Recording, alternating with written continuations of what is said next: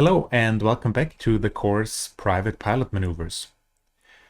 Today we'll talk a little bit about the Cessna 152 because this will be the airplane that we are going to use for all the practical flying lessons. Well, the Cessna 152 and also the Cessna 150, they have been a very common training aircraft for the last decades. So I think there are many pilots out there who actually did their basic training on a Cessna 152. Let's just talk about the most important things. I'm not going to go into very much detail because if you're doing taking flying lessons, of course, you should get familiar with the pilot's operating handbook of the specific airplane that you're training in.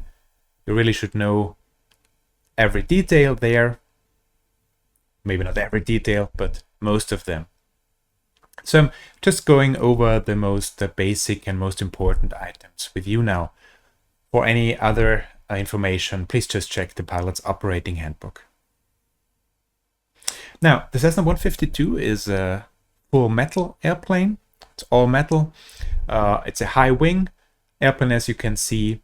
It has conventional controls, meaning there's just mechanical linkage to control elevators, ailerons, rudders, or the rudder, and the elevator trim.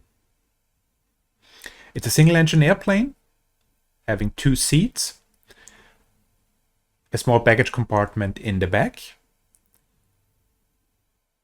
Normally, it's equipped with a 110 horsepower Lycoming engine, but there are other variants, so this might differ from airplane to airplane.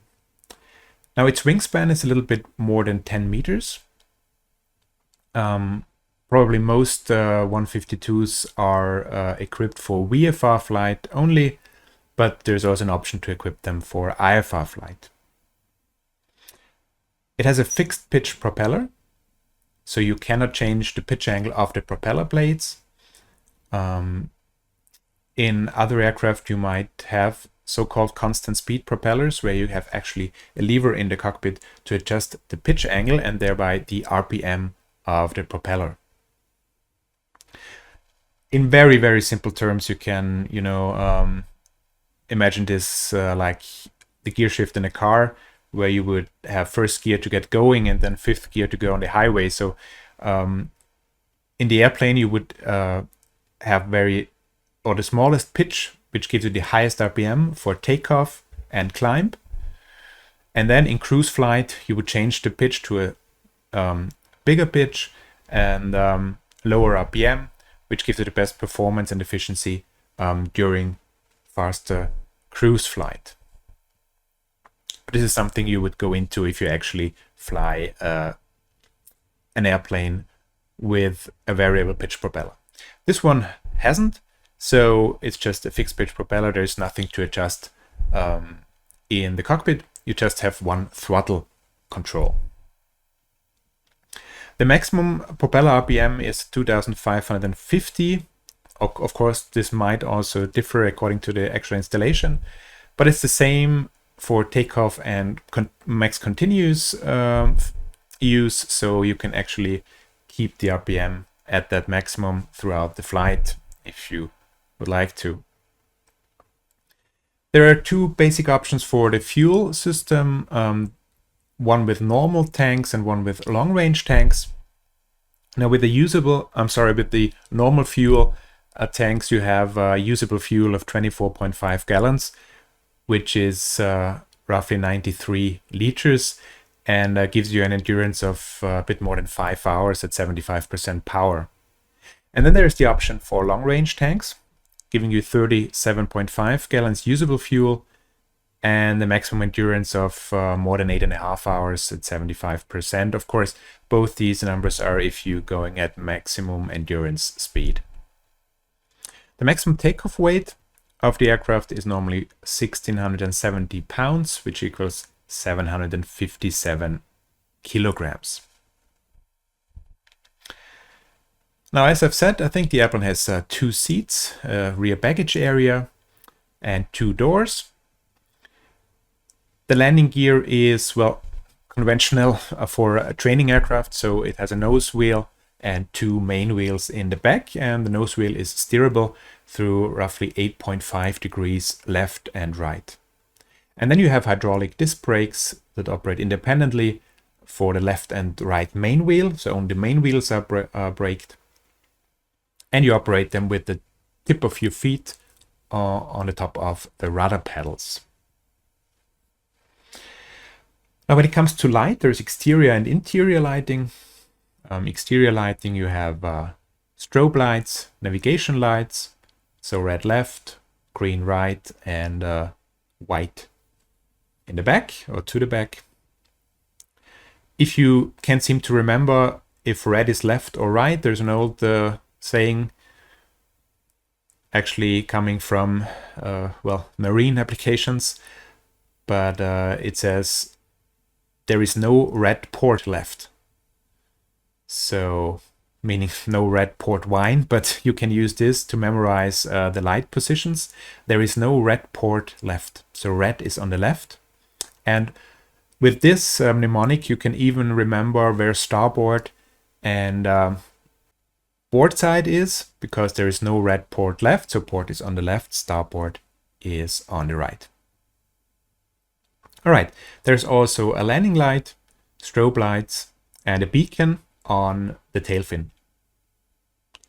You also have interior lighting. There is instrument and control panel flood lighting, and optionally there is also post lighting for the panel and integral lighting for the instruments. And also you have control wheel and door post map lights to illuminate charts and maps and so on. As I've said already, normally, depending on installation, the engine is a normally aspirated piston engine, 4 cylinders horizontally opposed, and has 110 horsepower. It's air-cooled, it has a carburetor, so it also has a carburetor heat and a carburetor heat control in the cockpit. It's important how to know the dangers of carburetor icing. One should hear about that in the theory course. However, for practical reasons, it's important to know how to operate carb heat correctly.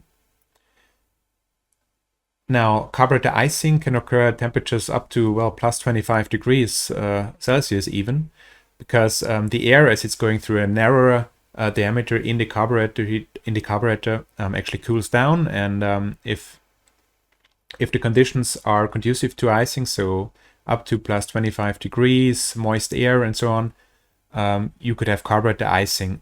So then you would have less engine power available, so reduction in engine power. In the worst case, of course, you could even have engine stoppage. Now, if you notice signs of carburetor icing, so a loss in engine power, rough running engine, it's important if you apply carb heat to keep it on for a while, because initially, if you switch it on and you have carburetor icing, then initially the engine power might or probably will get even worse, even less, because now the air, the ice in the carburetor is slowly melting, and all those chunks of ice are getting into the engine and will further reduce the power output. But then, as all the ice has cleared, the power will actually increase again. So there have been accidents where people switched on the carb heat and then noticed, oh, I have a further drop in engine power, so they switched the carb heat off immediately and made things worse. So switch it on and then leave it on, and eventually you will see an increase in engine power again if you actually had carburetor icing. If you don't have carburetor icing and you switch on the carb heat, then you will have also a power drop, and this will, however, this will remain. So because the air is warmer than going into the carburetor, which will reduce engine power as well. As I said, the throttle is fixed pitch. So in the cockpit, you just have a throttle lever and a mixture control. Now we need the mixture control to adapt the mixture, the air-fuel mixture in the engine, because as you're going up higher, the air gets less dense, so the mixture gets too rich, too much fuel for the amount of air. And to compensate for this, you have the mixture control. Well, then there's an ignition system, which is very common in piston aircraft. It's a magneto system. You have two magnetos. So it's a redundancy. You have a left and a right magneto circuit. If one should fail, you still have the other one. And the nice thing about it is that it's driven by the engine. And it's completely self-sustaining. So even if you have a complete electrical failure, the engine will keep running because it will provide the power for the ignition by itself. The fuel system is pretty simple. We have two tanks. In the wings, you have no fuel pumps because the fuel is gravity fed from the wings down into the carburetor. You also have a primer to facilitate engine starting, and you have simple float type fuel quantity transmitters. One word to fuel quantity indicators, never rely on them, never. Always do a visual check of the actual fuel quantity with a dipstick or any other method that's approved for your type of airplane. So in a 152, you would use a dipstick. Never rely on fuel quantity readings because they are not accurate at all. Now we have flaps. They have 4 positions actually. They're single slotted, simple flaps. The positions are 0 degrees, so up, 10, 20, and 30 degrees. They are operated electrically with a switch in the cockpit, and to get the flaps down to more than 10 degrees, you have to move the switch to the right and then down to the next setting. The electrical system of the airplane is also pretty simple. It's a 28-volt system with a 24-volt battery and a belt-driven alternator, so pretty standard. In the cockpit, you have the red master switch with the left side labeled battery and the right side alternator, alt. So the battery portion of the switch just controls the complete electrical power to the airplane, and the alternator switch just controls the alternator. And to check the correct operation of the electrical system and also to notice any faults in the system, you have an ammeter and a low voltage warning light in the cockpit.